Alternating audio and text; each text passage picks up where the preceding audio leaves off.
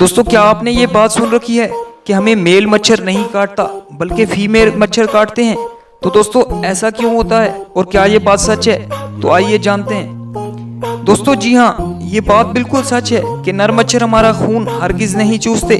असल में खून मच्छर खानदान की बुनियादी खुराक है ही नहीं, बल्कि उनकी बुनियादी खुराक नेक्टर जूस है, जो कि पौधों खास तौर पे फूलों से हासिल होता है।